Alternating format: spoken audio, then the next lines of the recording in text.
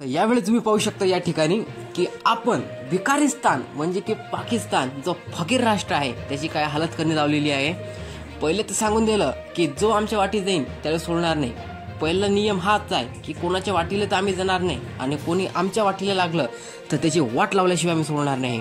आणि हा पाकिस्तान येत्या 26/11 असो किंवा उरीचा हमला असो किंवा बालाकोटचा हमला असो ते पासून छोटे छोटे हमले चालू असतात त्याचे आमच्यावर। अरे कितपर्यंत ऐकणार आम्ही? आता हा ऐकणारा भारत नाही आहे, हा ऐकवणारा भारत आहे।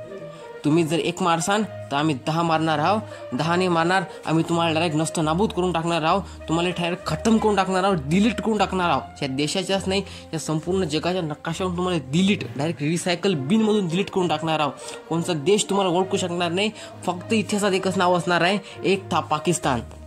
आणि हा भिकाऱ्याचा राजा हा स्वतः सुरक्षित नाही आणि हा याच्या देशाला काय सुरक्षित करून ठेवणार। काल रात्री आपण हमला केला, याच्या घराच्या जवळ बॉम्ब टाकला, आणि हा डायरेक्ट घरातून पळत निघाला किंवा आता या देशातच राहायचं नाही। हा मी सांगतो तुम्हाला या देशातून फरार व्हायच्या नादात आहे, फरार म्हणजे फरार।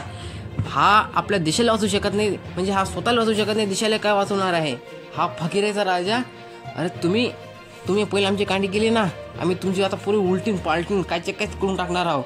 अरे 27 मारले ना, 27 त्या 27चं बलिदान अजून आमच्या मनात आहे। तुमचा पुरा देश आम्ही डिलीट करून टाकणार आहोत। भिकारी हो, फकीर हो, कोणता शब्द आहे तुमच्यासाठी तो कमी आहे, कोणता शब्द वापरू मला नाही समजू राहिलं।